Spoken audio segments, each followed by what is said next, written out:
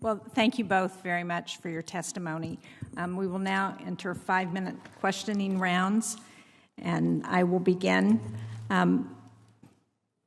Administrator Nelson, I think the whole world has been transfixed on Russia's unprovoked war in Ukraine and what's happening there. And as part of what we've heard from the rhetoric coming out of Russia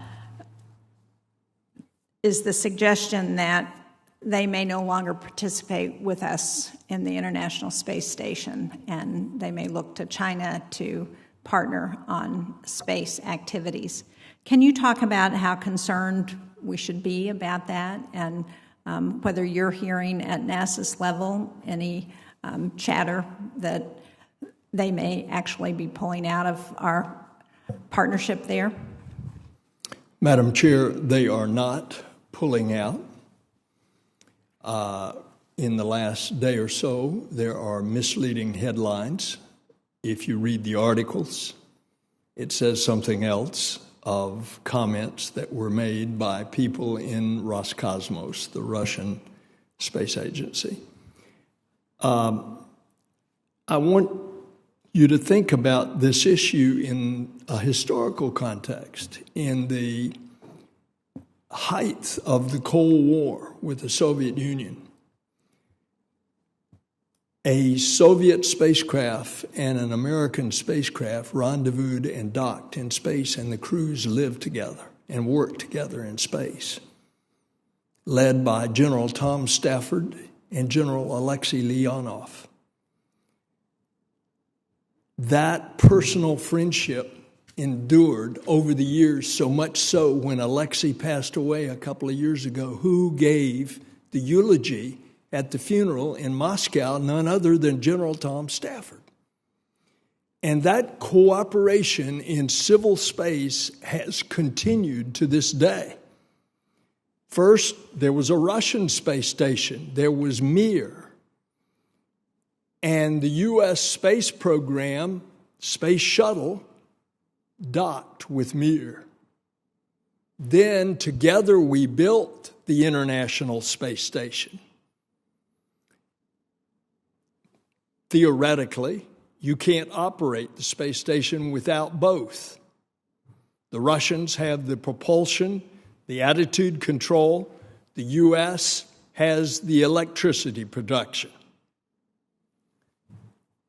I see nothing in the very even-keeled professional relationship between the cosmonauts and the astronauts, between mission control in Moscow and Houston, in the training of Russian cosmonauts in America and the training of American astronauts in Moscow and Baikonur.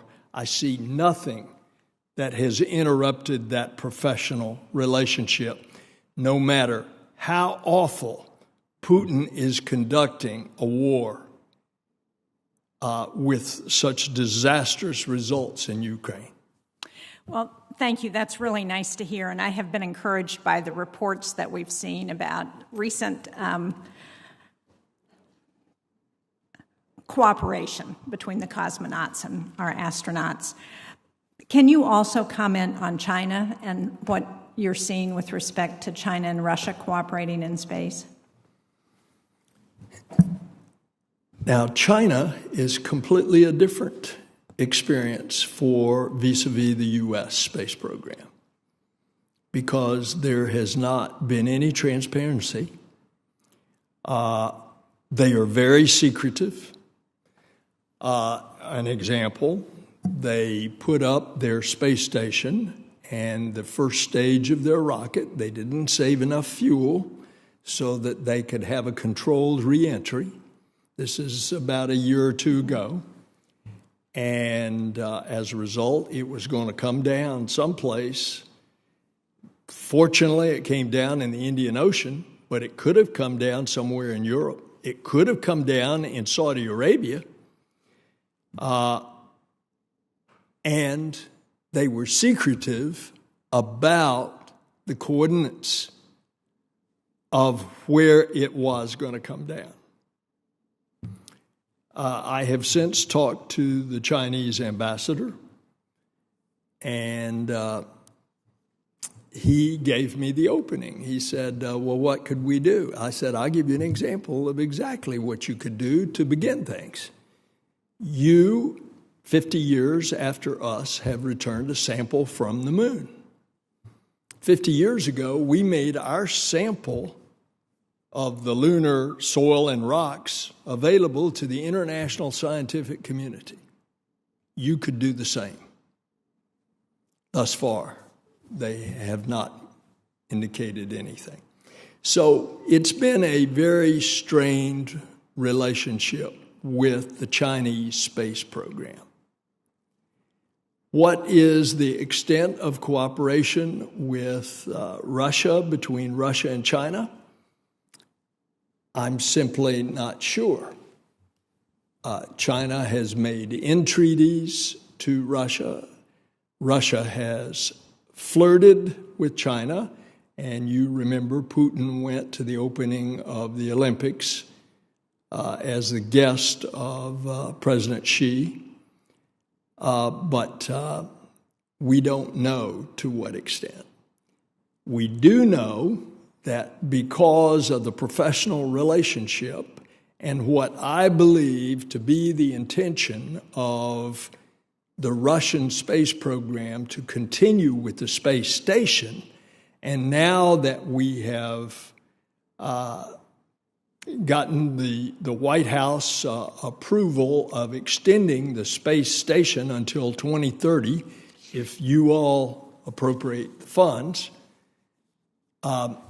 And of course, what we want to do is continue it until we have a commercial space station and then deorbit an aging space station in 2031. But we see every reason that the Russians are going to continue on the space station for the immediate future. And of course, we personally hope that they will continue with us all the way to 2030. Thank you very much. Senator Moran.